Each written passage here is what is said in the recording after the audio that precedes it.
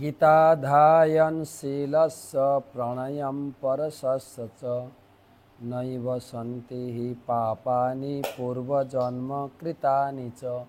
नियमित गीता অনুশীলনকারী ব্যক্তির দেহে পূর্বজন্মের পাপ কৃতকার্য হয় না।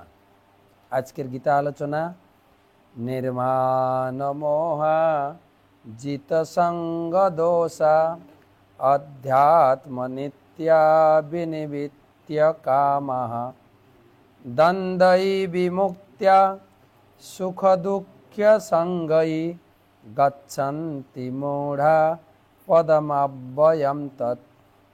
নির্মাণ মোহা জিত সঙ্গ দোষা অধ্যাত্ম নিত্যা বিনিবিত্য কামঃ দ্বন্দ্বৈ বিমুক্ত্যা সুখ দুঃখ সঙ্গৈ গচ্ছন্তি মূঢ়া পদমব্যয়ম তৎ। অনুবাদ: যারা অভিমান ও মোহশূন্য, সঙ্গদোষ রহিত, নিত্য বিচারপরায়ণ, কামনা বর্জিত, সুখ ও দুঃখের দ্বন্দ্বসমূহ ও বিভ্রান্তি থেকে মুক্ত, তারাই সেই অব্যয় পদ লাভ করেন।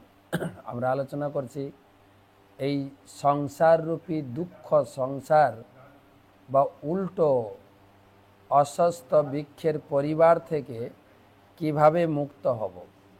এর আগের শ্লোকে আলোচনা করা হয়েছে এই সংসারে এক ফোঁটাও সুখ নেই। কি করে সেই সুখের জগতে যাব তার একটা রাস্তা বা মার্গ দিয়েছেন।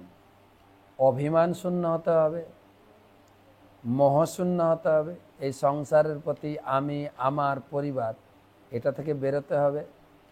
আমি এই করছি, ওই করছি, সব অভিমান থেকে শূন্য করতে হবে। আর সঙ্গ,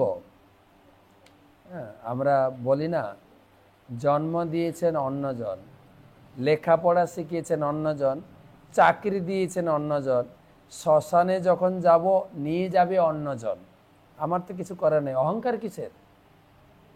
তাই অহংকার শূন্য হয়ে আর সঙ্গ, ভালো সঙ্গ করুন, ভগবানের ভক্তের সঙ্গ। চৈতন্য মহাপ্রভুর পার্শ্বদ স্বরূপ দামোদর গোস্বামী বলেছেন যে চৈতন্যের ভক্তগণের নিত্যকর সঙ্গ। চৈতন্য মহাপ্রভুর যারা ভক্ত রয়েছেন তার সঙ্গ করবেন, ধীরে ধীরে ধীরে ধীরে আমরা সেই ভগবত ধাম নিত্য সুখের আলয় অব্যয় পদ লাভ করতে পারবো। আরও বিস্তারিত পরে।